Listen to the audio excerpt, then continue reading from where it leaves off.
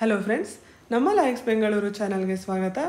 ಇವತ್ತಿನ ದ ಹಿಂದೂ ದಿನಪತ್ರಿಕೆ ವಿಶ್ಲೇಷಣೆ ಕೆಳಗೆ 24ನೇ ಆಗಸ್ಟ್ 2020 ಈ ದಿನಾಂಕದ ಸುದ್ದಿ ವಿಶ್ಲೇಷಣೆ ಮಾಡ್ತಿದ್ದೇವೆ. ನಿಮ್ಮ ಬ್ಯಾಂಗ್ಳೂರ್ ಎಡಿಷನ್ನ ಫ್ರಂಟ್ ಪೇಜಲ್ಲಿ ಕೋವಿಡ್-19ಗೆ ಸಂಬಂಧಪಟ್ಟಂಥ ಫ್ಯಾಕ್ಟ್ಸ್ ಆ್ಯಂಡ್ ಫಿಗರ್ಸ್ ಕೊಟ್ಟಿದ್ದಾರೆ. ನಿನ್ನೆಗೆ 3 ಮಿಲಿಯನ್ ಕೇಸಸ್ ನಾವು ಕ್ರಾಸ್ ಮಾಡಿದ್ದೀವಿ. ಪ್ರತಿದಿನ ಆಲ್ಮೋಸ್ಟ್ 69,000 ಕೇಸಸ್ ಆ್ಯಡ್ ಆಗ್ತಾ ಇದೆ. ಅದಕ್ಕೆ ಟಾಪ್ 3 ಕಾಂಟ್ರಿಬ್ಯೂಟರ್ಸ್ ಮಹಾರಾಷ್ಟ್ರ, ತಮಿಳುನಾಡು ಹಾಗೂ ಆಂಧ್ರ ಪ್ರದೇಶ್. ಇವು 3 ರಾಜ್ಯಗಳಿಂದನೇ ಆಲ್ಮೋಸ್ಟ್ 1/3 ಕೇಸಸ್ ಪ್ರತಿದಿನ ಬರ್ತಾ ಇದೆ. ಈ ಕೊರೋನಾ ವೈರಸ್ ರೆಸ್ಪಿರೇಟರಿ ವೈರಸ್ ಅಂದರೆ ಉಸಿರಾಟದಿಂದ ಹರಡೋದ್ರಿಂದ ಒಂದೇ ಸ್ಟ್ರಾಟಜಿ ಇಡೀ ದೇಶಕ್ಕೆ ಅಪ್ಲೈ ಆಗುತ್ತೆ ಅಂತ ನಾವು ಹೇಳೋಕ್ಕಾಗಲ್ಲ. ಇಲ್ಲಿಯವರೆಗೆ ಹರ್ಡ್ ಇಮ್ಯುನಿಟಿ ಏನಾದ್ರು ಬಂದರೆ ಅದರಿಂದ ಪ್ಯಾಂಡಮಿಕ್ನ ಕೊನೆಯ ಹಂತಕ್ಕೆ ನಾವು ಬಂದಿದ್ದೀವಿ ಅಂತ ಹೇಳ್ತಾ ಇದ್ರು. ಹರ್ಡ್ ಇಮ್ಯುನಿಟಿ ಅಂದರೆ ಒಂದು ಟೋಟಲ್ ಪಾಪ್ಯುಲೇಷನಲ್ಲಿ certain large fraction of population ಏನಾದ್ರು ಇನ್ಫೆಕ್ಟ್ ಆದರೆ ಅದರಿಂದ ಇಮ್ಯುನಿಟಿ ಬರೋವಂಥದ್ದು. ಆದರೆ ಏನು ಲಾರ್ಜ್ ಫ್ರ್ಯಾಕ್ಷನ್ ಆಫ್ ಪಾಪ್ಯುಲೇಷನ್ ಅಂತ ಹೇಳ್ತಾ ಇದ್ದಾರೆ, ಅದು ಎಷ್ಟು ಪರ್ಸೆಂಟ್ ಅನ್ನೋದ್ರ ಬಗ್ಗೆ ಎಕ್ಸ್ಪರ್ಟ್ಸ್ ಮಧ್ಯೆ ವಿವಾದ ಇದೆ. ಕೆಲವೊಬ್ಬರು 50% ಪಾಪ್ಯುಲೇಷನ್ ಇನ್ಫೆಕ್ಟ್ ಆದರೆ ಸಾಕು ಅಂತ ಇದ್ದಾರೆ. ಮತ್ತು ಕೆಲವು ಎಕ್ಸ್ಪರ್ಟ್ಸ್ 70% ಪಾಪ್ಯುಲೇಷನ್ಗೆ ಈ ಡಿಸೀಸ್ನ ಆ್ಯಂಟಿಬಾಡೀಸ್ ಇದ್ದರೆ ಆವಾಗ ಹರಡೋದು ನಿಲ್ಲತ್ತೆ ಅಂತ ಹೇಳ್ತಾ ಇದ್ದಾರೆ. ಆದರೆ ಸತ್ಯ ಏನು ಅಂದರೆ ಅಷ್ಟು ಜನಕ್ಕೆ ಹರಡೋ ತನಕ ಕಾಯಬೇಕಾ ನಾವು? ಹಾಗಾಗಿ ಈ ಪ್ಯಾಂಡಮಿಕ್ನಿಂದ ಹೊರಗೆ ಬರಬೇಕು ಅಂತಂದರೆ ಎಫೆಕ್ಟಿವ್ ವ್ಯಾಕ್ಸಿನೇಷನ್ ಒಂದೇ ದಾರಿ ಅಂತ ವರ್ಲ್ಡ್ ಹೆಲ್ತ್ ಆರ್ಗನೈಸೇಷನ್ ಹೇಳ್ತಾ ಇದೆ. ಇದಕ್ಕೆ ಸಂಬಂಧಪಟ್ಟಂತೆ ನಮ್ಮ ಹೆಲ್ತ್ ಮಿನಿಸ್ಟರ್ ಈ ವರ್ಷದ ಎಂಡ್ ಅಷ್ಟೊತ್ತಿಗೆ ಭಾರತದಲ್ಲಿ ವ್ಯಾಕ್ಸಿನ್ ಬರುತ್ತೆ ಅಂತ ಹೇಳ್ತಾ ಇದ್ದಾರೆ. ಪ್ರಸ್ತುತ ಭಾರತದಲ್ಲಿ 3 ವ್ಯಾಕ್ಸಿನೇಷನ್ಗಳ ಟ್ರಯಲ್ ನಡೀತಾ ಇದೆ. 2 ಭಾರತದಲ್ಲೇ ತಯಾರಿಸಿರೋವಂಥ ಇಂಡಿಜಿನಿಯಸ್ ವ್ಯಾಕ್ಸಿನ್ಸ್. ಅವು Bharat Biotech and ICMR Indian Council of Medical Research ಇವೆರಡೂ ಸೇರಿ ಮಾಡ್ತಾ ಇರೋವಂಥ ವ್ಯಾಕ್ಸಿನ್. ಇನ್ನೊಂದು ಝೈಡಸ್ ಸೆಡಿಲಾ ಲಿಮಿಟೆಡ್. ಈ 2 ವ್ಯಾಕ್ಸಿನ್ಗಳು ಹ್ಯೂಮನ್ ಕ್ಲಿನಿಕಲ್ ಟ್ರಯಲ್ಸ್ನ ಫೇಸ್ 1 ಮುಗಿಸಿದೆ ಹಾಗೂ ಫೇಸ್ 2ಗೆ ಕಾಲಿಡ್ತಾ ಇದೆ.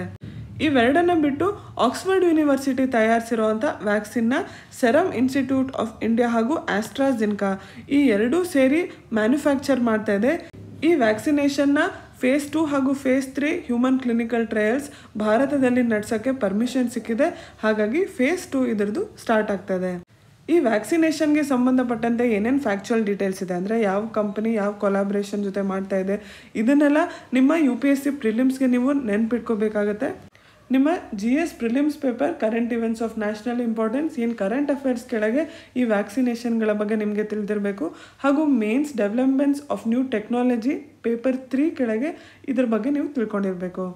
ಕೋವಿಡ್-19 ಸಾಂಕ್ರಾಮಿಕಕ್ಕೆ ಸಂಬಂಧಪಟ್ಟಂತೆ ಪ್ರತಿದಿನ ಏನಾದರೂ ನ್ಯೂಸಲ್ಲಿರುತ್ತೆ. ಅದಕ್ಕೆ ಸಂಬಂಧಪಟ್ಟಂಥ ಈ ರೀತಿಯ ಫ್ಯಾಕ್ಚುಯಲ್ ಡೀಟೇಲ್ಸ್ ನಾವು ಎಕ್ಸಾಮಲ್ಲಿ ಎಕ್ಸ್ಪೆಕ್ಟ್ ಮಾಡ್ಬೋದು. ಹಾಗಾಗಿ ಇದನ್ನೆಲ್ಲ ಒಂದು ಕಡೆ ನೋಟ್ ಮಾಡ್ಕೊಳ್ಳಿ ಹಾಗೂ ನೆನಪಿನಲ್ಲಿ ಇಟ್ಕೊಂಡಿರಿ. ಮುಂದಿನ ಆರ್ಟಿಕಲ್ ನಿಮ್ಮ ಬ್ಯಾಂಗ್ಳೂರ್ ಎಡಿಷನ್ ಪೇಜ್ ನಂಬರ್ 9 ಕೊಟ್ಟಿರೋಂಥ centre sets up council for transgenders. ಈ ಆರ್ಟಿಕಲ್ ನಿಮ್ಮ UPSC ಪ್ರಿಲಿಮ್ಸ್ ಪೇಪರ್ನ current events of national importance, Indian polity and governance ಕೆಳಗೆ ಪಬ್ಲಿಕ್ ಪಾಲಿಸಿ, ರೈಟ್ಸ್ ಇಶ್ಯೂಸ್ ಹಾಗೂ ಎಕನಾಮಿಕ್ ಆ್ಯಂಡ್ ಸೋಷಿಯಲ್ ಡೆವಲಪ್ಮೆಂಟ್ ಕೆಳಗೆ ಇನ್ಕ್ಲೂಷನ್ ಈ ಎಲ್ಲ ಟಾಪಿಕ್ಗಳ ಕೆಳಗೆ ಬರುವಂಥದ್ದು.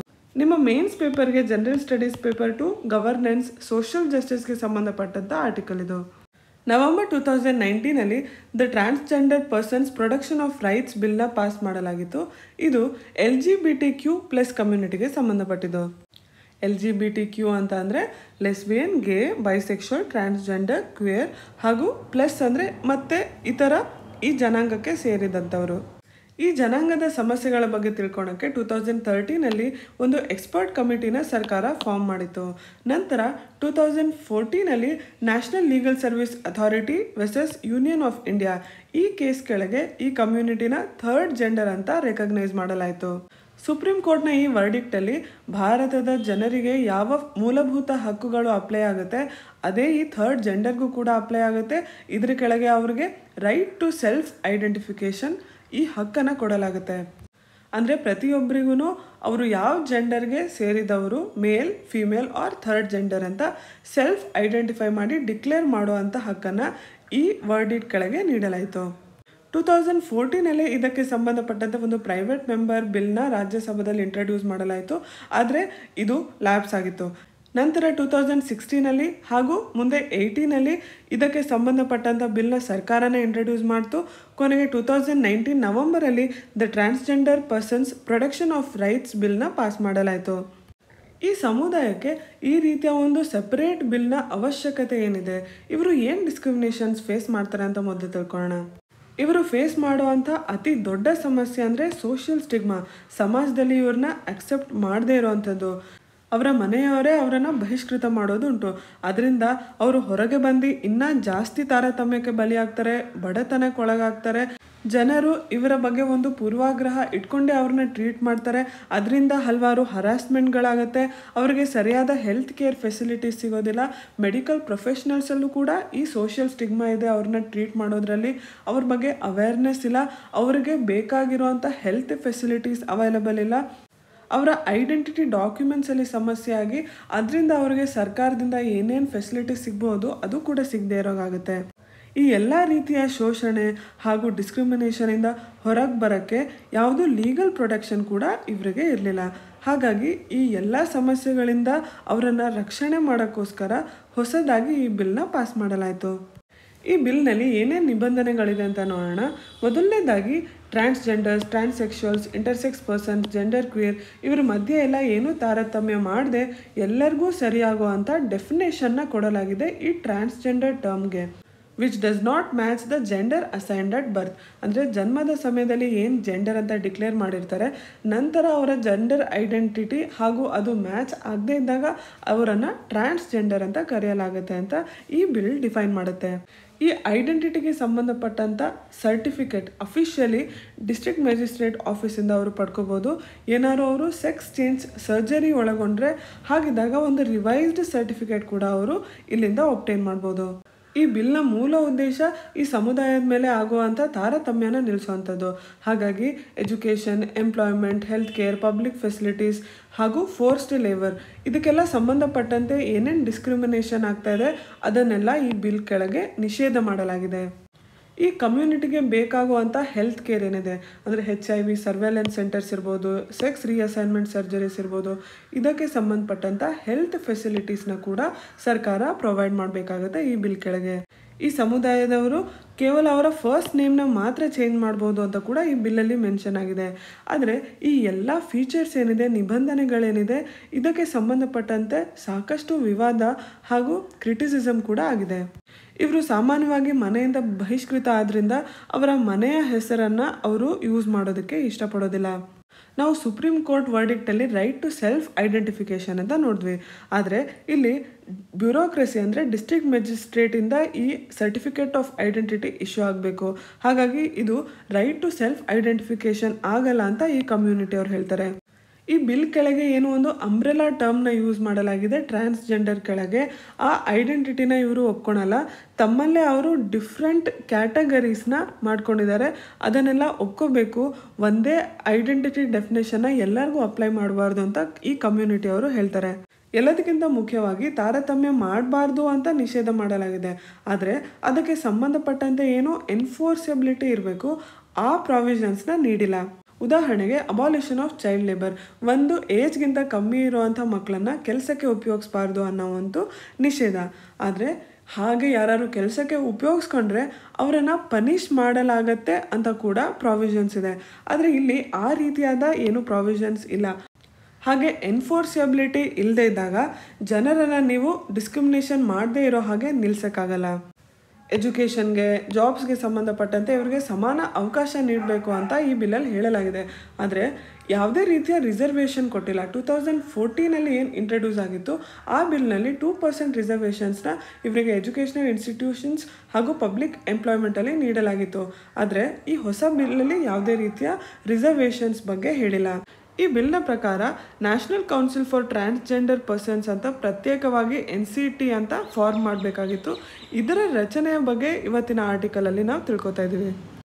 ಈ national council for transgender persons ಈ NCTನ ministry of social justice and empowerment ಈ ಸಚಿವಾಲಯದ ಕೆಳಗೆ ರಚನೆ ಮಾಡಲಾಗಿದೆ. ಇದರ ಚೇರ್ಪರ್ಸನ್ ಈ ಸಚಿವಾಲಯದ ಸಚಿವರಾಗಿರ್ತಾರೆ. ಈ ಕೌನ್ಸಿಲ್ನ ಮೆಂಬರ್ಸ್ ಆಗಿ ಈ ಎಲ್ಲ ಸಚಿವಾಲಯಗಳು ಅಂದರೆ ministry of health and family welfare, home affairs, housing, minority affairs, human resource development, rural development, labour, employment ಹಾಗೂ ಈ ಡಿಪಾರ್ಟ್ಮೆಂಟ್ಗಳು ಲೀಗಲ್ ಅಫೇರ್ಸ್, ಪೆನ್ಷನ್ ವೆಲ್ಫೇರ್ ಹಾಗೂ ನೀತಿ ಆಯೋಗ್ ಈ ಎಲ್ಲದರ ಅಫಿಷಿಯಲ್ಸ್ ಈ ಕೌನ್ಸಿಲ್ನ ಮೆಂಬರ್ಸ್ ಆಗಿರ್ತಾರೆ. ಇದ್ರ ಜೊತೆಗೆ ಈ ಟ್ರಾನ್ಸ್ಜೆಂಡರ್ ಕಮ್ಯುನಿಟಿಯ 5 ಮೆಂಬರ್ಸ್ನ ಈ ಕೌನ್ಸಿಲ್ಗೆ ನಾಮಿನೇಟ್ ಮಾಡಲಾಗುತ್ತೆ. ಈಗ ರಚನೆ ಆಗಿರುವಂಥ ಕೌನ್ಸಿಲಲ್ಲಿ ಲಕ್ಷ್ಮೀನಾರಾಯಣ್ ತ್ರಿಪಾಠಿ, ಗೋಪಿ ಶಂಕರ್ ಮಧುರೈ, ಮೀರಾ ಪರೀದಾ, ಜೈನಬ್ ಜಾವೇದ್ ಪಟೇಲ್, ಶ್ಯಾಮ್ಚಂದ್ ಶರ್ಮಾ ಇವರೆಲ್ಲರನ್ನ ನಾಮಿನೇಟ್ ಮಾಡಲಾಗಿದೆ. ಈ ಕೌನ್ಸಿಲ್ನಲ್ಲಿ ಟ್ರಾನ್ಸ್ಜೆಂಡರ್ ವೆಲ್ಫೇರ್ಗೆ ಸಂಬಂಧಪಟ್ಟಂತೆ ರಾಜ್ಯ ಮಟ್ಟದಲ್ಲಿ ಬೋರ್ಡ್ಸ್ನ ಸೆಟ್ ಮಾಡಲಾಗುತ್ತೆ ಹಾಗೂ ಇವರಿಗೆ ಅಗತ್ಯ ಇರುವಂಥ ಅವಶ್ಯಕತೆಗಳು housing, food, health care, education ಈ ಎಲ್ಲದಕ್ಕೆ ಸಂಬಂಧಪಟ್ಟಂತೆ ಈ ಕೌನ್ಸಿಲಲ್ಲಿ ಕೆಲಸ ಮಾಡಲಾಗುತ್ತೆ. ನಾವು ಮುಂದೆ ಚರ್ಚೆ ಮಾಡ್ತಿರೋಂಥ article thinking through the Nepal policy. ಇದು ಭಾರತ ಮತ್ತು ನೇಪಾಲ್ ಮಧ್ಯೆ ಇರುವಂಥ ಇಂಟರ್ನ್ಯಾಷನಲ್ ರಿಲೇಷನ್ಸ್ ಬಗ್ಗೆ ಏನು ಡೆವಲಪ್ಮೆಂಟ್ಸ್ ಆಗಿದೆ ಅನ್ನೋದ್ರ ಬಗ್ಗೆ ಚರ್ಚೆ ಮಾಡ್ತಾ ಇದೆ. ಇದು ನಿಮ್ಮ ಬ್ಯಾಂಗ್ಳೂರ್ ಎಡಿಷನ್ಸ್ನ ಪೇಜ್ ನಂಬರ್ 6 ಎಡಿಟೋರಿಯಲ್ ಕಾಲಮಲ್ಲಿ ನೀವು ಇದನ್ನು ನೋಡ್ಬೋದು. ನಿಮ್ಮ ಪ್ರಿಲಿಮ್ಸ್ ಹಾಗೂ ಮೇನ್ಸ್ ಇಂಟರ್ನ್ಯಾಷನಲ್ ರಿಲೇಷನ್ಸ್ಗೆ ಸಂಬಂಧಪಟ್ಟಂಥ ಆರ್ಟಿಕಲ್ ಇದು. ಭಾರತ ಮತ್ತು ನೇಪಾಲ್ ಮಧ್ಯೆ ಇದ್ದಂಥ ಡಿಸ್ಪ್ಯೂಟೆಡ್ ಏರಿಯಾ ಈ ಕಾಲಾಪಾನಿ ರೀಜನಲ್ಲಿದ್ದಂತಹ ಕಾಲಾಪಾನಿ ಸ್ಪ್ರಿಂಗ್ಸ್ಗೆ ಸಂಬಂಧಪಟ್ಟಂಥ 35 ಸ್ಕ್ವೇರ್ ಕಿಲೋಮೀಟರ್. ಆದರೆ ಈಗ ಇದನ್ನು ಈಸ್ಟ್ ಸೈಡ್ ಎಕ್ಸ್ಟೆಂಡ್ ಮಾಡಿ 400 ಸ್ಕ್ವೇರ್ ಕಿಲೋಮೀಟರ್ ಅಷ್ಟನ್ನು ಅಳವಡಿಸಿ ಕಾನ್ಸ್ಟಿಟ್ಯೂಷನಲ್ ಅಮೆಂಡ್ಮೆಂಟ್ ಕೂಡ ಮಾಡಿ ನೇಪಾಲ್ ತನ್ನ ಅಫಿಷಿಯಲ್ ಮ್ಯಾಪಲ್ಲಿ ಡಿಕ್ಲೇರ್ ಮಾಡಿದೆ. 1860ನಲ್ಲಿ ಆಗಿದ್ದ ಬ್ರಿಟಿಷ್ ಫೋರ್ಸಸ್ ಹಾಗೂ ನೇಪಾಲ್ನ ಮಧ್ಯ ಟ್ರೀಟಿ ಆಫ್ ಸಗೌಲಿ ಅಂತ ಒಂದು ಒಪ್ಪಂದ ಸೈನ್ ಆಗಿತ್ತು. ಈ ಒಪ್ಪಂದದ ಪ್ರಕಾರ ಕಾಳಿ ನದಿಯಲ್ಲಿ ಹರಿತಾ ಇದೆ, ಅದು ಈ ಎರಡೂ ದೇಶಗಳ ಮಧ್ಯೆ ಗಡಿ ಅಂತ ತೀರ್ಮಾನ ಆಗಿತ್ತು. ಈಗ ಕಾಳಿ ನದಿ ಎಲ್ಲಿ ಹುಟ್ಟುತ್ತಾ ಇದೆ ಇದ್ರ ಮೇಲೆ ಈ ಹೊಸ ಡಿಸ್ಪ್ಯೂಟ್ ಬಂದಿದೆ. ನೇಪಾಲ್ನ ಪ್ರಕಾರ ಕಾಳಿ ನದಿಯ ಟ್ರಿಬ್ಯೂಟರಿ ಈ ಲಿಂಪಿಯಾಧುರಾ ಈ ರೀಜನ್ನಿಂದ ಹುಟ್ಟಿ ಬರ್ತಾ ಇದೆ. ಹಾಗಾಗಿ ಇಲ್ಲಿ ತೋರಿಸಿರೋಂಥ ಆರೆಂಜ್ ಏರಿಯಾ ಏನಿದೆ ಈ ಎಲ್ಲ ರೀಜನ್ ನೇಪಾಲ್ನ ಕೆಳಗೆ ಬರುತ್ತೆ. ಈ 1816 ಸಗೌಲಿ ಟ್ರೀಟಿ ಪ್ರಕಾರ ಅಂತ ಹೇಳ್ತಾ ಇದೆ. ಭಾರತದ ಪ್ರಕಾರ ಈ ಕಾಲಿ ರಿವರ್ನ ಸೋರ್ಸ್ ಈ ಲಿಪು ಲೇಕ್ ಪಾಸ್ ಏನಿದೆ ಅದರಲ್ಲಿ ಒರಿಜಿನೇಟ್ ಆಗೋ ಸ್ಪ್ರಿಂಗ್ಸ್ ಥ್ರೂ ಆಗ್ತಾ ಇದೆ. ಈ ಸಗೌಲಿ ಟ್ರೀಟಿಯಲ್ಲಿ ಈ ಜಾಗದಿಂದ ನಾರ್ದರ್ನ್ ಸೈಡ್ ಇರೋವಂಥ ಯಾವುದೇ ಏರಿಯಾ ಬಗ್ಗೆ ಉಲ್ಲೇಖ ಇಲ್ಲ. 19th ಸೆಂಚುರಿಯ ಅಡ್ಮಿನಿಸ್ಟ್ರೇಟಿವ್ ಹಾಗೂ ರೆವಿನ್ಯೂ ರೆಕಾರ್ಡ್ಸ್ ಕೂಡ ಈ ಏರಿಯಾನ ಭಾರತದ ಪಿಥೋಗಢ್ ಡಿಸ್ಟ್ರಿಕ್ಟ್ ಉತ್ತರಾಖಂಡಲ್ಲಿ ತೋರಿಸುತ್ತೆ. ನಿಮ್ಮ ಎಕ್ಸಾಮ್ಸ್ ಮ್ಯಾಪಿಂಗ್ ದೃಷ್ಟಿಯಿಂದ ನಿಮಗೆ ಗೊತ್ತಿರಬೇಕಾಗಿರೋಂಥ ಇನ್ನೊಂದು ಜಾಗ ಟಿಂಕರ್ ಪಾಸ್. ಇದು ಈ ಲಿಪು ಲೇಕ್ ಪಾಸ್ನ ಕೆಳಗೆ ಬರುವಂಥದ್ದು. ಎರಡೂ ದೇಶಗಳ ಮಧ್ಯೆ ಇಲ್ಲಿಯವರೆಗೆ ಏನು ಅಫಿಷಿಯಲ್ ಮ್ಯಾಪ್ಸ್ ಫಾಲೋ ಮಾಡ್ತಾ ಇದ್ರು ಅದು ಬ್ರಿಟಿಷ್ ಇರುವಾಗಲೇ ಆದಂಥ ಸರ್ವೆಗಳ ಪ್ರಕಾರ ಇತ್ತು. ಆ ಡಿಮಾರ್ಕೇಶನ್ನೇ ಎರಡೂ ದೇಶಗಳು ತಮ್ಮ ಅಫಿಷಿಯಲ್ ಮ್ಯಾಪ್ಸಲ್ಲೂ ಇಷ್ಟು ವರ್ಷ ಯೂಸ್ ಮಾಡ್ತಾ ಇದ್ರು. ಆದರೆ ನೇಪಾಲ್ ಹೇಳುತ್ತೆ ಬ್ರಿಟಿಷ್ ಸೈಡಿಂದ ಅವ್ರಿಗೆ ಟ್ರಿಕ್ ಮಾಡಲಾಗಿದೆ ಮ್ಯಾಪಲ್ಲಿ ಅಂತ. ಆದರೆ ಈ ಆರ್ಟಿಕಲ್ನಲ್ಲಿ ಈ ಆಥರ್ ಹೇಳ್ತಾ ಇದ್ದಾರೆ 1969ನಲ್ಲಿ ಯಾವಾಗ ನೇಪಾಲ್ನ prime minister Indian military personnel Nepal Tibet ಬಾರ್ಡ್ರಲ್ಲಿರೋ ಅಂಥ 17 ವಿಲೇಜಿಂದ ವಾಪಸ್ ಹೋಗಿ ಅಂತ ಕೇಳ್ಕೊಂಡಾಗ ಕೂಡ ಈ ಏರಿಯಾದ ಕ್ಲೇಮ್ ಆಗಿರಲಿಲ್ಲ. ಈ ಏರಿಯಾ ಅಂದರೆ ಡಿಸ್ಪ್ಯೂಟೆಡ್ ಏರಿಯಾ, ನಾವೇನು ಚರ್ಚೆ ಮಾಡ್ತಿದ್ದೀವಿ ಲಿಪು ಲೇಕ್ ಹಾಗೂ ಕಾಲಾಪಾನಿ ಈ ಪ್ರದೇಶಗಳ ಬಗ್ಗೆ ಈ 1969ನಲ್ಲಿ ಆದಂಥ ರಿಕ್ವೆಸ್ಟಲ್ಲಿ ಯಾವುದೇ ಮೆನ್ಷನ್ ಆಗಿಲ್ಲ. 1954ಅಲ್ಲಿ ಚೀನಾ ಲಿಪು ಲೇಕ್ ಪಾಸ್ನ ಭಾರತದ ಟೆರಿಟರಿ ಅಂತ ಅಕ್ಸೆಪ್ಟ್ ಮಾಡಿದೆ ಹಾಗೂ 1960ಯಲ್ಲಿ ನೇಪಾಲ್ ಹಾಗೂ ಚೈನಾ ಬೌಂಡ್ರಿ ಅಗ್ರಿಮೆಂಟಲ್ಲಿ ನೇಪಾಲ್ನ ಗಡಿ ವೆಸ್ಟ್ ಆಫ್ ಟಿಂಕರ್ ಪಾಸಿಂದ ಸ್ಟಾರ್ಟ್ ಆಗುತ್ತೆ ಅಂತ ಕ್ಲಿಯರ್ ಆಗಿ ಮೆನ್ಷನ್ ಆಗಿದೆ. ಹೀಗಿರಬೇಕಾದ್ರೆ ನೂರಾರು ವರ್ಷಗಳಿಂದ ಅಕ್ಸೆಪ್ಟ್ ಆಗಿರೋವಂಥ ಬಾರ್ಡರ್ಸ್ ಏನಿದೆ ಅದನ್ನು ಮತ್ತೆ ಚರ್ಚೆ ಮಾಡೋದ್ರಿಂದ ಡಿಸ್ಪ್ಯೂಟ್ಗೆ ಎಳೆಯೋದ್ರಿಂದ ಒಂದು ಅನ್ಸ್ಟೇಬಲ್ ಕಂಡೀಷನ್ ಕ್ರಿಯೇಟ್ ಆಗುತ್ತೆ ಎಲ್ಲ ಕಡೆ ನ್ಯಾಷನಲ್ ಬೌಂಡ್ರೀಸ್ ಇರೋ ಜಾಗದಲ್ಲಿ. ಹೀಗೆ ಆಗಬಾರ್ದು ಅಂದರೆ ಭಾರತ ಇಂಥ ಕ್ಲೇಮ್ಸ್ನ ಎಂಟರ್ಟೈನ್ ಮಾಡಬಾರ್ದು. ಆದರೆ ಭಾರತ ಮತ್ತು ನೇಪಾಲ್ ಮಧ್ಯೆ ಏನು ಸ್ಪೆಷಲ್ ರಿಲೇಷನ್ ಇದೆ ಅದನ್ನು ನರ್ಚರ್ ಮಾಡಬೇಕು. ಆಗಸ್ಟ್ 15 ಭಾರತದ ಸ್ವತಂತ್ರ ದಿನಕ್ಕೆ ನೇಪಾಲ್ ಪ್ರೈಮ್ ಮಿನಿಸ್ಟರ್ ನಮ್ಮ ಪ್ರೈಮ್ ಮಿನಿಸ್ಟರ್ಗೆ ಫೋನ್ ಮಾಡಿ ವಿಶ್ ಮಾಡಿದ್ದಾರೆ. ಆಗಸ್ಟ್ 17ಕ್ಕೆ India Nepal joint project monitoring committee ಅಂತ ಕೂಡ ಫಾರ್ಮ್ ಮಾಡಿದೆ.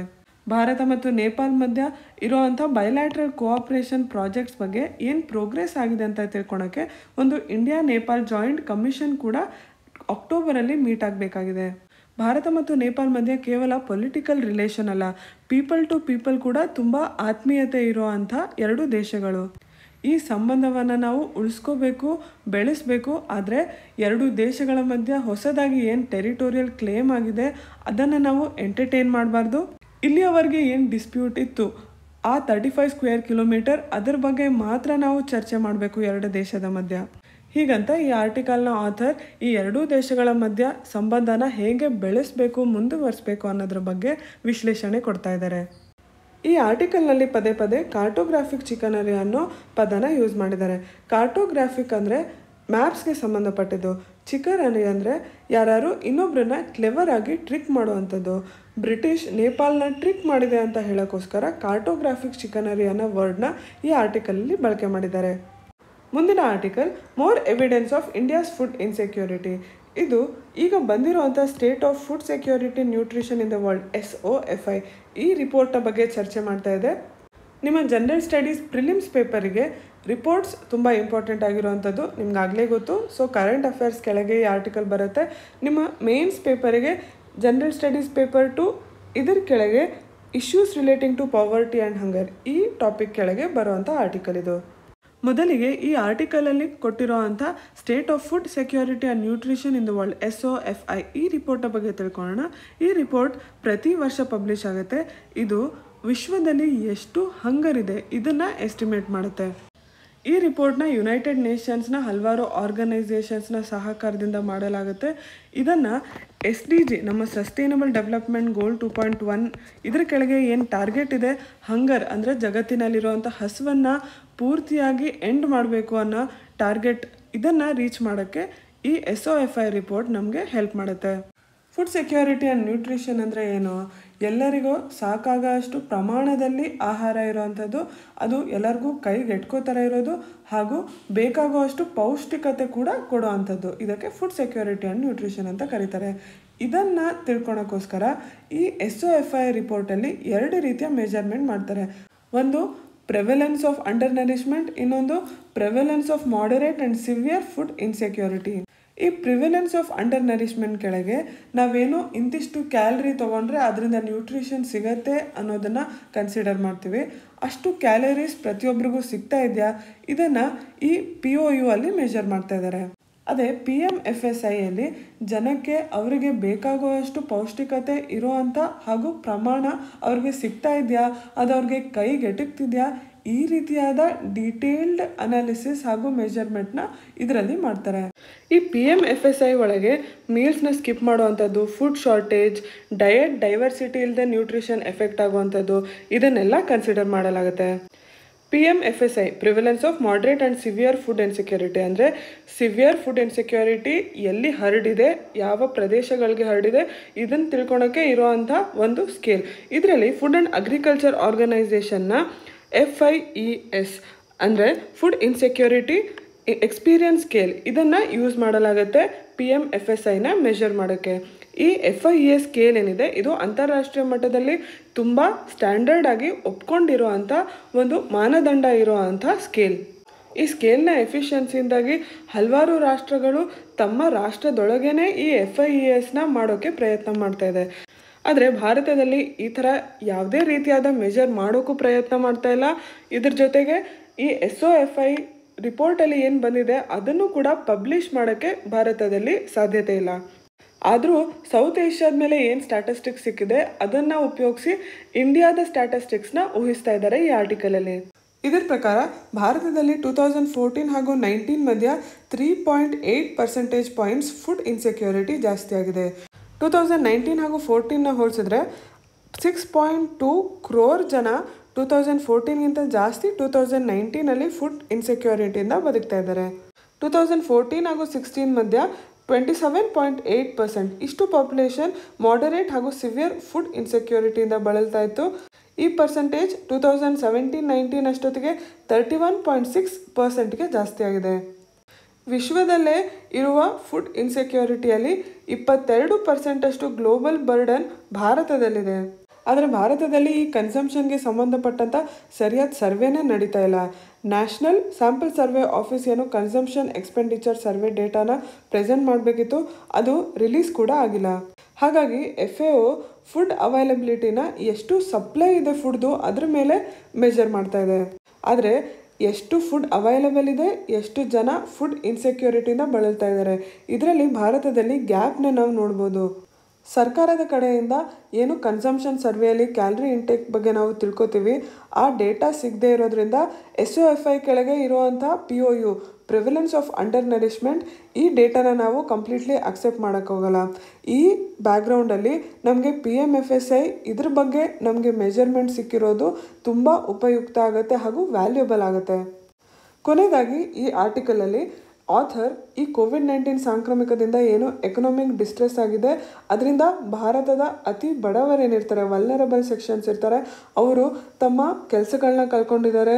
ಫುಡ್ ಇನ್ಸೆಕ್ಯೂರಿಟಿ, ಹಂಗರ್, ಸ್ಟಾರ್ವೇಷನ್ ಇದಕ್ಕೆ ಸಂಬಂಧಪಟ್ಟಂತೆ ಅವರ ಸಫರಿಂಗ್ ಇನ್ನೂ ಜಾಸ್ತಿ ಆಗಿದೆ. ಹಾಗಾಗಿ ಈ PMFSI ಇದ್ರ ಕೆಳಗೆ ಏನು ಡೇಟಾ ಸಿಕ್ಕಿದೆ ಅದು ಕೋವಿಡ್-19 ಮುಂಚೆ ಇರೋವಂಥ ಡೇಟಾ. ಅದನ್ನು ಯೂಸ್ ಮಾಡಿಕೊಂಡು ಈಗ ಭಾರತದ ಮೇಲೆ ಅದರಿಂದ ಏನು ಇಂಪ್ಯಾಕ್ಟ್ ಆಗಿದೆ ಅಂತ ತಿಳ್ಕೊಂಡು ಅದ್ರ ಮೇಲೆ ಕೆಲಸನ ನಾವು ಶುರು ಮಾಡ್ಕೋಬೇಕು ಅಂತ ಈ ಆರ್ಟಿಕಲಲ್ಲಿ ಆಥರ್ ಹೇಳ್ತಾ ಇದ್ದಾರೆ. ಮುಂದಿನ ಆರ್ಟಿಕಲ್ ಫೇಲಿಂಗ್ ಆನ್ ಫೈರ್ಸ್. ಇದು ಶ್ರೀಶೈಲಂ ಪವರ್ ಪ್ಲ್ಯಾಂಟಲ್ಲಿ ಆದಂಥ ಆಕ್ಸಿಡೆಂಟ್ ಬಗ್ಗೆ ಚರ್ಚೆ ಮಾಡ್ತಾ ಇದೆ. ಫೈರ್ ಸೇಫ್ಟಿ ಕೋರ್ಸ್ ಬಗ್ಗೆ, ಅದರ ಇಂಪಾರ್ಟೆನ್ಸ್ ಬಗ್ಗೆ ಈ ಆರ್ಟಿಕಲ್ ಚರ್ಚೆ ಮಾಡ್ತಾ ಇದೆ. ಇದು current events of national importance ನಿಮ್ಮ ಪ್ರಿಲಿಮ್ಸ್ ಪೋರ್ಷನಲ್ಲಿ ಬರೋವಂಥ ಆರ್ಟಿಕಲ್. ನಿಮ್ಮ ಬ್ಯಾಂಗ್ಳೂರ್ ಎಡಿಟೋರಿಯಲ್ ಪೇಜ್ ನಂಬರ್ 6 ಈ ಆರ್ಟಿಕಲ್ನ ನೀವು ನೋಡ್ಬೋದು. ಶ್ರೀಶೈಲಂ ಪವರ್ ಪ್ಲ್ಯಾಂಟ್ ಒಂದು hydro electric power station. Tamil Nadu ಹಾಗೂ ಆಂಧ್ರ ಪ್ರದೇಶ್ ಮಧ್ಯೆ ಬರುವಂಥದ್ದು. ಕೃಷ್ಣಾ ನದಿಯ ನೀರನ್ನು ಯೂಸ್ ಮಾಡಿಕೊಂಡು ಪವರ್ನ ಇದು ಜನರೇಟ್ ಮಾಡುತ್ತೆ. 900 ಮೆಗಾವಾಟ್ ಕೆಪಾಸಿಟಿ ಇರುವಂಥ ಹೈಡ್ರೋ ಎಲೆಕ್ಟ್ರಿಕ್ ಪವರ್ ಸ್ಟೇಷನ್. ಇದು ತೆಲಂಗಾಣ ಹಾಗೂ ಆಂಧ್ರ ಪ್ರದೇಶ್ ಎರಡಕ್ಕೂ ಪವರ್ ಡಿಸ್ಟ್ರಿಬ್ಯೂಷನ್ ಮಾಡುತ್ತೆ. ಇತ್ತೀಚೆಗೆ ಇಲ್ಲಿ ಒಂದು ಆಕ್ಸಿಡೆಂಟ್ ನಡೀತು. ಕಂಟ್ರೋಲ್ ಪ್ಯಾನೆಲ್ನ ಮೇಂಟೆನೆನ್ಸ್ ಸರಿಯಾಗದೆ ಅಲ್ಲಿಂದ ಸ್ಮೋಕ್ ಜನ್ರೇಟ್ ಆಗಿ ಆ ಸ್ಮೋಕ್ನಿಂದಾಗಿ ಯಾರು ಟ್ರ್ಯಾಪ್ ಆಗಿದ್ರು ಅವ್ರನ್ನೆಲ್ಲ ನಾವು ಕಳ್ಕೊಬೇಕಾಯಿತು. ಇದರಲ್ಲಿ 9 ಜನನ ಕಳ್ಕೊಬೇಕಾಯಿತು. ಅದರಲ್ಲಿ 5 ಜನ ಇಂಜಿನಿಯರ್ಸ್ ಆಗಿದ್ರು. ಹೀಗೆ ಯಾಕೆ ನಡೀತು? ಇಂಥ ರೀತಿ ಎಮರ್ಜೆನ್ಸೀಸ್ಗೆ ಅಂತ ಯಾವುದು ಎಕ್ಸಿಟ್ ರೂಟ್ ಇರಲಿಲ್ವಾ, ಎಸ್ಕೇಪ್ ರೂಟ್ ಇರಲಿಲ್ವಾ? ಆಕ್ಸಿಡೆಂಟ್ನಿಂದಾಗಿ ಏನು ಸ್ಮೋಕ್ ಜನ್ರೇಟ್ ಆಗಿತ್ತು, ಈ ಎಸ್ಕೇಪ್ ರೂಟ್ನ ಕೂಡ ಅದು ತುಂಬಿಕೊಂಡಿತ್ತು. ಹಾಗಾಗಿ ಕೆಲವು ಜನ ಅದರಿಂದ ತಪ್ಪಿಸ್ಕೊಳ್ಳೋಕ್ಕಾಗಲಿಲ್ಲ. ಇನ್ನು ರೆಸ್ಕ್ಯೂ ಪರ್ಸನಲ್ ಏನಿದ್ರು ಅವರು ಕೂಡ ಇವ್ರನ್ನ ಈ ಸ್ಮೋಕ್ನಿಂದಾಗಿ ತಲುಪಕ್ಕಾಗಲಿಲ್ಲ. ಈ ಲಾರ್ಜ್ ಹೈಡ್ರೋ ಎಲೆಕ್ಟ್ರಿಕ್ ಪವರ್ ಪ್ಲಾಂಟ್ಸ್ಗೆ ಸಂಬಂಧಪಟ್ಟಂತೆ ಏನೇನು ಸೇಫ್ಟಿ ಇಶ್ಯೂಸ್ ಇದೆ ಅಂತ ತಿಳ್ಕೊಳ್ಳೋಣ. ಸಾಮಾನ್ಯವಾಗಿ ಈ ಪವರ್ ಪ್ಲಾಂಟ್ಸ್ನ ಸರ್ಫೇಸ್ ಲೆವೆಲ್ಗಿಂತ ತುಂಬ ಕಮ್ಮಿ, ಬಿಲೋ ಸರ್ಫೇಸ್ ಲೆವೆಲ್ ಕಟ್ಟಲಾಗುತ್ತೆ. ಆ ಜಾಗದಲ್ಲಿ ಜನ್ರೇಷನ್, ಕಂಟ್ರೋಲ್ ಹಾಗೂ ಟ್ರಾನ್ಸ್ಮಿಷನ್ ಎಕ್ವಿಪ್ಮೆಂಟ್ ಇದೆಲ್ಲ ಕೂಡ ಇಡಲಾಗುತ್ತೆ. ಹಾಗಾಗಿ ಇಂತಹ ಸಂದರ್ಭದಲ್ಲಿ ಫೈರ್ ಬ್ರೇಕ್ ಆದರೆ ಅದನ್ನು ಕಂಟ್ರೋಲ್ ಮಾಡೋದು ತುಂಬ ಕಷ್ಟ ಆಗುತ್ತೆ. ಈ ರೀತಿಯಾದ ಫೈರ್ ಬ್ರೇಕ್ ಆದರೆ ಏನು ಮಾಡಬೇಕು ಅಂತ IEEE ಸ್ಟ್ಯಾಂಡರ್ಡ್ಸ್ ಇದೆ. ಈ ಸ್ಟ್ಯಾಂಡರ್ಡ್ಸ್ನ ಪ್ರಕಾರ fixed and portable ventilation systems that can remove heavy smoke, ಏನು ಶ್ರೀಶೈಲಮಲ್ಲಿ ನೋಡಿದ್ವಿ ಆ ರೀತಿಯ ಸ್ಮೋಕ್ ಇರುತ್ತಲ್ಲ ಅದು ವೆಂಟಿಲೇಷನಿಂದ ಹೊರಗೆ ಬರೋ ಅಂಥ ಫಿಕ್ಸ್ಡ್ ಆ್ಯಂಡ್ ಪೋರ್ಟಬಲ್ ಸಿಸ್ಟಮ್ ಇರಬೇಕು ಅಂತ ಈ ಸ್ಟ್ಯಾಂಡರ್ಡ್ ಹೇಳುತ್ತೆ. ಕನ್ಸ್ಟ್ರಕ್ಷನಲ್ಲಿ ಫೈರ್ ರಿಟಾರ್ಡೆಂಟ್ ಮೆಟೀರಿಯಲ್ಸ್ ಯೂಸ್ ಆಗಬೇಕು. 2 ಎಕ್ಸಿಟ್ಗಳಿರಬೇಕು. ಈಸಿ ವರ್ಟಿಕಲ್ ಎಸ್ಕೇಪ್ ರೂಟ್ ಇರಬೇಕು. ಸ್ಟೇರ್ ಕೇಸಸ್ ಹಾಗೂ ಅಲಾರಾಮ್ ಸಿಸ್ಟಮ್ಸ್ ಇರಬೇಕು. ಸೇಫ್ಟಿ ಕೋಡಾಗಿ ಅಂದರೆ ಫೈರ್ ಬ್ರೇಕ್ ಆದರೆ ಫಸ್ಟ್ ಅದು ನಮಗೆ ತಿಳಿಸ್ಕೊಡ್ಬೇಕು. ಬ್ರೇಕ್ ಆದಮೇಲೆ ಹೊರಗೆ ಬರೋಕ್ಕೆ ಕರೆಕ್ಟಾದ ಎಸ್ಕೇಪ್ ರೂಟ್ ಇರಬೇಕು. 2 ರೀತಿಯ ಎಕ್ಸಿಟ್ಸ್ ಇರಬೇಕು. ಕನ್ಸ್ಟ್ರಕ್ಷನ್ ಸರಿಯಾದ ಫೈರ್ನ ಕಂಟೈನ್ ಮಾಡುವಂಥ ಮೆಟೀರಿಯಲಿಂದ ಆಗಿರಬೇಕು. ಈ ಎಲ್ಲ ಸ್ಟ್ಯಾಂಡರ್ಡ್ಸ್ ಶ್ರೀಶೈಲಂ ಪ್ಲ್ಯಾಂಟಲ್ಲಿ ಇದೆಯಾ? ಹಾಗೇನಾದ್ರು ಇದ್ದರೆ ಯಾಕೆ ಅವರು ಈ ರೀತಿಯ ಸಂದರ್ಭದಿಂದ ಹೊರಗೆ ಬರೋಕ್ಕಾಗಲಿಲ್ಲ? ಇಂಥ ಫೈರ್ ಆಕ್ಸಿಡೆಂಟ್ಸ್ ಯಾವಾಗಲೂ ಸ್ಟೇಟ್ ಗೌರ್ಮೆಂಟ್ನ ಕೆಳಗೆ ಬರುತ್ತೆ. ಆದರೆ ಸೆಂಟ್ರಲ್ ಗೌರ್ಮೆಂಟ್ ಈ ಥರದ ಆಕ್ಸಿಡೆಂಟ್ಸ್ನ ಕನ್ಸಿಡರ್ ಮಾಡಬೇಕು. ಯಾಕೆಂದರೆ ಈ ವರ್ಷದಲ್ಲೇ ನಾವು ಹಲವಾರು ಈ ಥರದ ಆಕ್ಸಿಡೆಂಟ್ಸ್ನ ನೋಡಿದ್ದೇವೆ. ಹಾಗಾಗಿ ಸೇಫ್ಟಿ ಬಗ್ಗೆ ಪ್ರಿಕಾಷನ್ಸ್ನ ಸೂಪರ್ವೈಸ್ ಮಾಡಬೇಕು ಸೆಂಟರ್. ಈ ರೀತಿಯ ಆಕ್ಸಿಡೆಂಟ್ಸ್ನ ಸೀರಿಯಸ್ ಆಗಿ ತಗೋಬೇಕು. ಈ ರೀತಿ ಅಂಡರ್ಗ್ರೌಂಡಲ್ಲಿ ಯಾವ್ಯಾವ ಜಾಗಗಳಿರುತ್ತೆ ಅಲ್ಲಿ ಸೇಫ್ಟಿ ಮೆಷರ್ಸ್ ಬಗ್ಗೆ ಸೀರಿಯಸ್ನೆಸ್ನ ತೋರಿಸ್ಬೇಕು. ಭಾರತದಲ್ಲಿ ಕೇವಲ 2018ನಲ್ಲೇ 12,748 ಆಕ್ಸಿಡೆಂಟಲ್ ಡೆತ್ಸ್ ಆಗಿದೆ. ನೈಸರ್ಗಿಕ ಆಕ್ಸಿಡೆಂಟ್ಸ್ಗಿಂತ ಡಬಲ್ ಈ ನಂಬರ್ ಇದೆ NCRB ಡೇಟಾ ಪ್ರಕಾರ. ಹಾಗಾಗಿ ಇಂತಹ ಆಕ್ಸಿಡೆಂಟ್ಸ್ ಆಗ್ತಾ ಇರೋದನ್ನು ಸೀರಿಯಸ್ ಆಗಿ ಕನ್ಸಿಡರ್ ಮಾಡಿ ರಾಜ್ಯ ಸರ್ಕಾರ, ಕೇಂದ್ರ ಸರ್ಕಾರ ಜೊತೆಗೆ ಸಹಕರಿಸಿ ಸೇಫ್ಟಿ ಪ್ರೋಟೋಕಾಲ್ಸ್ನ ಮೇಂಟೈನ್ ಮಾಡೋದಲ್ಲಿ ಆ ನಿಟ್ಟಿನಲ್ಲಿ ಕೆಲಸನ ಮಾಡಬೇಕು ಅಂತ ಈ ಆಥರ್ ಆರ್ಟಿಕಲಲ್ಲಿ ಹೇಳ್ತಾ ಇದ್ದಾರೆ. ಇವತ್ತಿನ ಕೊನೆಯ ಆರ್ಟಿಕಲ್ ವಿಮೆನ್ ಅನ್ಇಂಟರಪ್ಟೆಡ್. ಈ ಆರ್ಟಿಕಲ್ ಕೋವಿಡ್-19 ಸಾಂಕ್ರಾಮಿಕದಿಂದ ಮಹಿಳೆಯರ ಮೇಲೆ ಆಗಿರುವಂಥ ಪರಿಣಾಮ, ಅವರ ಹೆಲ್ತ್ ಮೇಲೆ ಆಗಿರುವಂಥ ಪರಿಣಾಮದ ಬಗ್ಗೆ ಚರ್ಚೆ ಮಾಡ್ತಾ ಇದೆ. ಈ ಆರ್ಟಿಕಲ್ ನಿಮ್ಮ ಪೇಜ್ ನಂಬರ್ 6 ಎಡಿಟೋರಿಯಲಲ್ಲಿ ಇದನ್ನು ನೀವು ಕಾಣ್ಬೋದು. Economic and social development, inclusion, women, vulnerable groups ಇದಕ್ಕೆಲ್ಲ ಸಂಬಂಧಪಟ್ಟಂಥ ಆರ್ಟಿಕಲ್ ಇದು. ಇದರಲ್ಲಿ ಮಹಿಳೆಯರಿಗೆ ಸಂಬಂಧಪಟ್ಟಂಥ ರಿಪ್ರೊಡಕ್ಟಿವ್ ಹೆಲ್ತ್ ಬಗ್ಗೆ ಚರ್ಚೆ ಮಾಡ್ತಾ ಇದ್ದಾರೆ. ಈ ರಿಪ್ರೊಡಕ್ಟಿವ್ ಹೆಲ್ತ್ ಅನ್ನೋದು ಅಷ್ಟು ಮುಖ್ಯ ಯಾಕೆ? ನಿಮಗೆ ನೆನಪಿದ್ರೆ ಜೆಂಡರ್ ಇನ್ಇಕ್ವಾಲಿಟಿ ಇಂಡೆಕ್ಸ್ ಇದರಲ್ಲೂ ಕೂಡ ಹೆಲ್ತ್ಗೆ ಸಂಬಂಧಪಟ್ಟಂತೆ ರಿಪ್ರೊಡಕ್ಟಿವ್ ಹೆಲ್ತ್ನ ಕನ್ಸಿಡರ್ ಮಾಡ್ತಾರೆ ಮಹಿಳೆಯರಿಗೆ ಸಂಬಂಧಪಟ್ಟಂತೆ. ಅಂತಾರಾಷ್ಟ್ರೀಯ ಮಟ್ಟದಲ್ಲಿ, ರಾಷ್ಟ್ರೀಯ ಮಟ್ಟದಲ್ಲಿ ನಾವು ಮೆಟರ್ನಲ್ ಮಾರ್ಟಾಲಿಟಿ ರೇಷಿಯೋನ ನೋಡ್ತೀವಿ. ಅಂದರೆ ಪ್ರೆಗ್ನೆನ್ಸಿ ರಿಲೇಟೆಡ್ ಡೆಲಿವರಿಗಿಂತ ಮುಂಚೆ ಆದಮೇಲೆ ಏನು ಡೆತ್ಸ್ ಆಗ್ತದೆ ಅದಕ್ಕೆ ಸಂಬಂಧಪಟ್ಟಂತೆ ನಾವು ರೇಷಿಯೋನ ತಗೋತಾ ಇದ್ದೀವಿ. ಅಂತಾರಾಷ್ಟ್ರೀಯ ಮಟ್ಟದಲ್ಲಿ ಇದನ್ನು ಮೆಜರ್ ಕೂಡ ಮಾಡ್ತಾ ಇದ್ದೀವಿ, ಟ್ರ್ಯಾಕ್ ಕೂಡ ಮಾಡ್ತಾ ಇದ್ದೀವಿ. ಯಾಕೆ ಮಾಡ್ತಾ ಇದ್ದೀವಿ? ಯಾಕೆಂದರೆ ಇದರಿಂದ ಮಹಿಳೆಯರ ಆರೋಗ್ಯದ ಮೇಲೆ ನೇರವಾಗಿ ಪರಿಣಾಮ ಬೀಳುತ್ತೆ. ಈ ಆರ್ಟಿಕಲಲ್ಲಿ ಮುಖ್ಯವಾಗಿ ಅನ್ವಾಂಟೆಡ್ ಪ್ರೆಗ್ನೆನ್ಸೀಸ್ಗೆ ಸಂಬಂಧಪಟ್ಟಂತೆ ಕಾಂಟ್ರಸೆಪ್ಷನ್ ಹಾಗೂ ಅಬಾರ್ಷನ್ ಸರ್ವಿಸಸ್ ಬಗ್ಗೆ ಚರ್ಚೆ ಮಾಡ್ತಾ ಇದ್ದಾರೆ. ಸರಿಯಾದ ಕಾಂಟ್ರಸೆಪ್ಷನ್ಸ್ ಸಿಗದೆ ಏನಾದ್ರು ಅನ್ವಾಂಟೆಡ್ ಪ್ರೆಗ್ನೆನ್ಸಿ ಆದರೆ ಅದರಿಂದ 25% ಮೆಟರ್ನಲ್ ಡೆತ್ಸ್ ಆಗುತ್ತೆ ಅಂತ ವರ್ಲ್ಡ್ ಹೆಲ್ತ್ ಆರ್ಗನೈಸೇಷನ್ ಹೇಳುತ್ತೆ. ಹಾಗಾಗಿ ಈ ಸರ್ವಿಸಸ್ ಎಷ್ಟು ಮುಖ್ಯ ಅಂತ ನಾವು ತಿಳ್ಕೊಬೋದು. ಈ ಕೋವಿಡ್-19 ಸಾಂಕ್ರಾಮಿಕದಿಂದ ಎಸ್ಪೆಷಲಿ ಮಹಿಳೆಯರ ಮೇಲೆ ಏನು ಪರಿಣಾಮ ಬಿದ್ದಿದೆ ಅನ್ನೋದ್ರ ಬಗ್ಗೆ ಲಾಸ್ಟ್ ಥರ್ಸ್ಡೇ ಒಂದು ರಿಪೋರ್ಟನ್ನು ನೋಡಿದ್ವಿ. ಮೇರಿ ಸ್ಟೋಪ್ಸ್ ಇಂಟರ್ನ್ಯಾಷನಲ್ ಈ ಆರ್ಗನೈಸೇಷನ್ ಸರ್ವೆ ಮಾಡಿದೆ ಕೋವಿಡ್-19 ಸಾಂಕ್ರಾಮಿಕದಿಂದ ಎಷ್ಟು ಜನ ಮಹಿಳೆಯರಿಗೆ ಕಾಂಟ್ರಸೆಪ್ಷನ್, ಅಬಾರ್ಷನ್ ಸರ್ವಿಸಸ್, ಈ ರೀತಿಯ ಸೆಕ್ಷುವಲ್ ಆ್ಯಂಡ್ ರಿಪ್ರೊಡಕ್ಟಿವ್ ಹೆಲ್ತ್ಗೆ ಸಂಬಂಧಪಟ್ಟಂಥ ಸರ್ವಿಸಸ್ ದೊರಕದೆ ಅವರ ಹೆಲ್ತ್ ಮೇಲೆ ಏನು ಪರಿಣಾಮ ಬೀಳ್ತಿದೆ ಅನ್ನೋದ್ರ ಬಗ್ಗೆ. ಅಂತಾರಾಷ್ಟ್ರೀಯ ಮಟ್ಟದಲ್ಲಿ ಈ ಸರ್ವೆ ಪ್ರಕಾರ ಜನವರಿ ಹಾಗೂ ಜೂನ್ ಮಧ್ಯ 2 ಮಿಲಿಯನ್ ಮಹಿಳೆಯರಿಗೆ ಈ ಸರ್ವಿಸಸ್ ದೊರಕಿಲ್ಲ. ಇದರಲ್ಲಿ ಭಾರತದಲ್ಲೇ 1.3 ಮಿಲಿಯನ್ ಮಹಿಳೆಯರಿದ್ದಾರೆ. WHO ಸರ್ವೆ ಪ್ರಕಾರ ಕೂಡ 103 ಕಂಟ್ರೀಸಲ್ಲಿ 67% ಫ್ಯಾಮಿಲಿ ಪ್ಲಾನಿಂಗ್ ಹಾಗೂ ಕಾಂಟ್ರಸೆಪ್ಷನ್ ಸರ್ವಿಸಸಲ್ಲಿ ಡಿಸ್ರಪ್ಷನ್ ಆಗಿದೆ, ಅಂದರೆ ದೊರಕಿಲ್ಲ. UNFPA ಪ್ರೊಜೆಕ್ಷನ್ಸ್ ಪ್ರಕಾರ ಕೂಡ 6 ತಿಂಗಳ ಲಾಕ್ಡೌನಲ್ಲಿ 114 ಲೋ ಆ್ಯಂಡ್ ಮಿಡಲ್ ಇನ್ಕಮ್ ಕಂಟ್ರೀಸ್ನ ಕನ್ಸಿಡರ್ ಮಾಡಿ ಅದರಿಂದ 47 ಮಿಲಿಯನ್ ವಿಮೆನ್ಗೆ ಕಾಂಟ್ರಸೆಪ್ಟಿವ್ಸ್, ಮಾಡರ್ನ್ ಕಾಂಟ್ರಸೆಪ್ಟಿವ್ಸ್ ಹಾಗೂ ಅದಕ್ಕೆ ಸಂಬಂಧಪಟ್ಟಂಥ ಸರ್ವಿಸಸ್ ಸಿಗೋದಿಲ್ಲ ಅಂತ ಹೇಳುತ್ತೆ. ಇದರ ಪರಿಣಾಮವಾಗಿ 7 ಮಿಲಿಯನ್ ಅನ್ಇಂಟೆಂಡೆಡ್ ಪ್ರೆಗ್ನೆನ್ಸೀಸ್ ಕೂಡ ಆಗುತ್ತೆ ಅಂತ ಇಲ್ಲಿ UNFPA ಪ್ರೊಜೆಕ್ಷನ್ಸ್ ಹೇಳುತ್ತೆ. ಕೋವಿಡ್-19 ಸಾಂಕ್ರಾಮಿಕದಿಂದ ಏನು ಹೆಲ್ತ್ ಕೇರ್ ಸರ್ವಿಸಸ್ ಅವೈಲಬಲ್ ಇದೆ ಅದು ಆ ಸಾಂಕ್ರಾಮಿಕಕ್ಕೆ ಜಾಸ್ತಿ ಕಾನ್ಸಂಟ್ರೇಟ್ ಮಾಡ್ತಾ ಇದೆ. ಹಾಗಾಗಿ ಬೇರೆ ಸರ್ವಿಸಸ್ ಈಸಿಯಾಗಿ ಅವೈಲಬಲ್ ಇಲ್ಲ. ಅದ್ರ ಜೊತೆಗೆ ಲಾಕ್ಡೌನ್ ಕೂಡ ಮಾಡಲಾಯಿತು. ಹಾಗಾಗಿ ಏನಾದ್ರು ಹೆಲ್ತ್ ಕೇರ್ ಸರ್ವಿಸಸ್ ಅವೈಲಬಲ್ ಇದ್ದರೂ ಮೆಡಿಕಲ್ ಸಪ್ಲೈ, ಈ ಥರದ ಸಪ್ಲೈನ ರೀಚ್ ಮಾಡೋಕ್ಕಾಗ್ತಾ ಇಲ್ಲ, ಜನಕ್ಕೆ ಹೋಗಿ ತೊಗೊಳಕ್ಕೆ ಸಾಧ್ಯವಾಗ್ತಾ ಇರಲಿಲ್ಲ, ಟ್ರಾನ್ಸ್ಪೋರ್ಟೇಷನ್ ಇಲ್ಲದೆ, ಹೀಗೆ ಹಲವಾರು ಸಮಸ್ಯೆಗಳಿಂದ. ಹಾಗಾಗಬಾರ್ದು ಅನ್ನೋ ಕಾರಣದಿಂದ ಭಾರತ ಲಾಕ್ಡೌನ್ ಸಂದರ್ಭದಲ್ಲಿ ಅಬಾರ್ಷನ್ಸ್ನ ಎಸೆನ್ಷಿಯಲ್ ಸರ್ವಿಸಸ್ ಅಂತ ಡಿಕ್ಲೇರ್ ಮಾಡ್ತು. ಆದರೂ ಟ್ರಾನ್ಸ್ಪೋರ್ಟೇಷನ್ ಸರ್ವಿಸಸ್ ಇಲ್ಲದೆ ಹೀಗೆ ಎಸೆನ್ಷಿಯಲ್ ಸರ್ವಿಸ್ ಅಂತ ಡಿಕ್ಲೇರ್ ಮಾಡಿದೆ. ಇದರ ಬಗ್ಗೆ ಅವೇರ್ನೆಸ್ ಇಲ್ಲದೆ ಸಾಕಷ್ಟು ಜನ ಈ ಸರ್ವಿಸಸ್ನ ಒದಗಿಸ್ಕೊಳಕ್ಕಾಗಲಿಲ್ಲ. MSI ಸರ್ವೆ ಪ್ರಕಾರ 30% ರೆಸ್ಪಾಂಡೆಂಟ್ಸ್ ಅವರು ಕ್ಲಿನಿಕ್ನ ಹುಡ್ಕೊಂಡು ಹೋದ್ರೂ ಅವರು ಕ್ಲಿನಿಕ್ ಕ್ಲೋಸ್ ಆಗಿತ್ತು ಅಂತ ಈ MSI ರಿಪೋರ್ಟಲ್ಲಿ ಹೇಳ್ತಾರೆ. ಈ ರಿಪೋರ್ಟ್ನಲ್ಲಿ 6 ರಾಜ್ಯಗಳನ್ನ ಸ್ಟಡಿ ಮಾಡಲಾಗಿತ್ತು. ಅದರಲ್ಲೂ ಕೂಡ ಫಾರ್ಮಸಿಗಳಲ್ಲಿ ಡ್ರಗ್ ಶಾರ್ಟೇಜ್ ಇತ್ತು ಮೆಡಿಕಲ್ ಅಬಾರ್ಷನ್ಗೆ ಸಂಬಂಧಪಟ್ಟಂತೆ ಅಂತ ಹೇಳುತ್ತೆ ಈ ರಿಪೋರ್ಟ್. ಹಾಗಾಗಿ ಈ ರಿಪೋರ್ಟ್ನ ಕನ್ಸಿಡರ್ ಮಾಡಿದರೆ ಲಾಕ್ಡೌನ್ನಿಂದಾಗಿ ನಾವು ಸಾಕಷ್ಟು ನೆಗೆಟಿವ್ ಕಾನ್ಸಿಕ್ವೆನ್ಸಸ್ ನೋಡೋದನ್ನು ನಾವು ಕಾಣ್ಬೋದು. ಭಾರತದ ಪರಿಸ್ಥಿತಿ ಹೇಗಿದೆ ಅಂದರೆ 1 in 3 ವುಮೆನ್ ಅಂದರೆ 35% ಮಹಿಳೆಯರಿಗೆ ಕಾಂಟ್ರಸೆಪ್ಟಿವ್ ಅಡ್ವೈಸ್ನ ಅವಶ್ಯಕತೆ ಇದೆ. ಹೀಗಿರಬೇಕಾದ್ರೆ ನಾವು ಇದಕ್ಕೆ ಸಂಬಂಧಪಟ್ಟಂತೆ ನೆಗ್ಲೆಕ್ಟ್ ಮಾಡೋಕ್ಕಾಗಲ್ಲ, ಸರಿಯಾದ ಸ್ಟೆಪ್ಸ್ನ ತಗೋಬೇಕು. ಏನು ಸ್ಟೆಪ್ಸ್ ತಗೋಬೇಕು ಅನ್ನೋದನ್ನು ಆಥರ್ ಇಲ್ಲಿ ಹೇಳ್ತಾ ಇದ್ದಾರೆ. ಮೊದಲು ಅಬಾರ್ಷನ್ ಹಾಗೂ ಕಾಂಟ್ರಸೆಪ್ಟಿವ್ ಇದಕ್ಕೆ ಸಂಬಂಧಪಟ್ಟಂತೆ ಕೌನ್ಸಿಲಿಂಗ್ನ ಕೊಡೋದು, ಜನರಿಗೆ ಅವೇರ್ ಮಾಡೋದು, ಅದರ ಬಗ್ಗೆ ತಿಳುವಳಿಕೆಯನ್ನು ನೀಡೋದು. ಮಹಿಳೆಯರಿಗೆ ರಿಪ್ರೊಡಕ್ಟಿವ್ ಸರ್ವಿಸಸ್ ಪಡೆಯುವಂಥ ಹಕ್ಕಿದೆ, ಅದನ್ನು ರಕ್ಷಣೆ ಮಾಡೋಕ್ಕೋಸ್ಕರ ಕೇರ್ ಸರ್ವಿಸಸ್ ಹಾಗೂ ಡಿವೈಸಸ್ನ ಪ್ರೊಡ್ಯೂಸ್ ಮಾಡಬೇಕು. ಅವರನ್ನು ಅಬ್ಯೂಸ್ ಆಗದೆ ಇರೋ ಥರ ರಕ್ಷಣೆ ಮಾಡಬೇಕು. ಈಗಿರುವಂಥ ಸಂದರ್ಭದಲ್ಲಿ ಏನೇನು ಸೊಲ್ಯೂಷನ್ ಮಾಡ್ಬೋದು? ಟೆಲಿಮೆಡಿಸಿನ್ ಅಂದರೆ ಅವ್ರು ಎಲ್ಲಿದ್ದಾರೆ ಇಂಟರ್ನೆಟ್ನ ಮೂಲಕ ಅಲ್ಲಿಯ ಜಾಗಕ್ಕೇ ಅವ್ರಿಗೆ ಕೌನ್ಸಿಲಿಂಗ್ ಕೊಡೋವಂಥದ್ದು, ಸರ್ವಿಸಸ್ ಕೊಡೋವಂಥದ್ದು. ಲೋಕಲ್ ಕ್ಲಿನಿಕ್ಸ್ ಓಪನ್ ಆಗುವಂತೆ ಅವ್ರಿಗೆ ಇನ್ಸೆಂಟಿವ್ಸ್ನ ಕೊಡೋದು ಹಾಗೂ ಈ ಮಹಿಳೆಯರಿಗೆ ಹೆಲ್ಪ್ ಮಾಡುವಂತೆ ಮಾಡೋದು. ಡ್ರಗ್ ಸಪ್ಲೈ ಚೈನ್, ಏನು ಫಾರ್ಮಸಿಯಲ್ಲಿ ಅವೈಲಬಲ್ ಇಲ್ಲ ಈ ರಿಲೇಟೆಡ್ ಡ್ರಗ್ಸ್ ಅಂತ ಹೇಳಿದ್ರು, ಆ ಸಪ್ಲೈ ಚೈನ್ನ ಗಟ್ಟಿ ಮಾಡೋದು, ಎಲ್ಲೆಲ್ಲಿ ಆಬ್ಸ್ಟೆಕಲ್ಸ್ ಇದೆ ಅದನ್ನು ಸರಿ ಮಾಡೋದು ಹಾಗೂ ಈ ಸಮಸ್ಯೆನ ಸಾಲ್ವ್ ಮಾಡೋದು. ಅಂದರೆ ಸರ್ವಿಸಸ್ನ ಹುಡುಕೊಂಡು ಫಾರ್ಮಸೀಸ್ಗೆ ಹೋದರೆ ಅಲ್ಲಿ ಸಪ್ಲೈ ಅವೈಲಬಲ್ ಇರುವಂತೆ ಇರೋದು. ಏನು ಹೆಲ್ತ್ ಕೇರ್ ಸರ್ವಿಸಸ್ ಇದೆ ಅದರ ಆಕ್ಸೆಸ್, ಅಂದರೆ ಅವರಿಗೆ ಇದೆಲ್ಲ ಕೈಗೆಟ್ಕೋ ಥರ ಕೂಡ ಇರಬೇಕು. ಇದು ಅತ್ಯಂತ ಮುಖ್ಯವಾಗಿರುವಂಥದ್ದು.